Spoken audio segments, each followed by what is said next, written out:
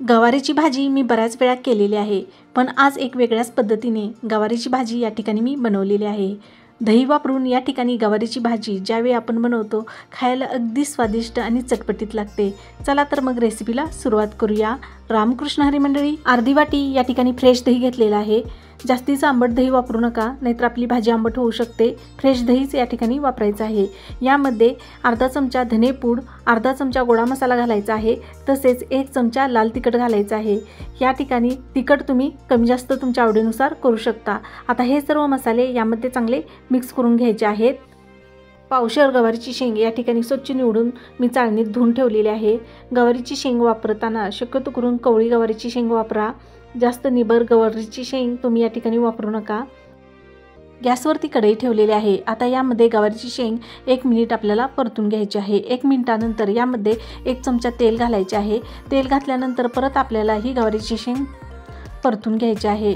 आता यामध्ये मी आलं, लसूण, खोबरं आणि जिरे याचे वाटण तयार करून घेतलेले, ते वाटण 2 चमचे यामध्ये घालून परत परतून घ्यायचे आहे। त्यानंतर यामध्ये अर्धी वाटी पाणी ओतून थोडंसं मीठ घालून ही गवारीची शेंग आपल्याला अर्धकच्ची शिजवून घ्यायची आहे। 80% गवारीची शेंग या ठिकाणी आपली शिजली गेलेली आहे। आता यामध्ये आपण दह्यामध्ये मसाला घालून जे मिश्रण तयार केलेले आहे ते मिश्रण घालायचे आहे आणि दह्यातील पाणी आटेपर्यंत ही गवारीची शेंग या दह्याच्या पाण्यामध्ये शिजवून घ्यायची आहे।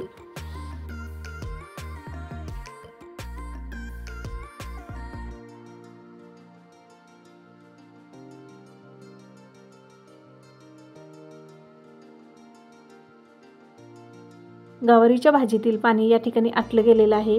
आता यामध्ये थोडीशी कोथिंबीर घालूया। बघा, मस्तपैकी दह्यातील गवारीची भाजी या ठिकाणी बनवून तयार झालेली आहे। खायला खूप छान आणि स्वादिष्ट ही भाजी लागते। तुम्ही नक्की या उन्हाळ्यात ट्राय करून बघा। चला तर मग परत एकदा नवीन रेसिपी बरोबर पुन्हा भेटूया। तोपर्यंत रामकृष्ण हरी, धन्यवाद।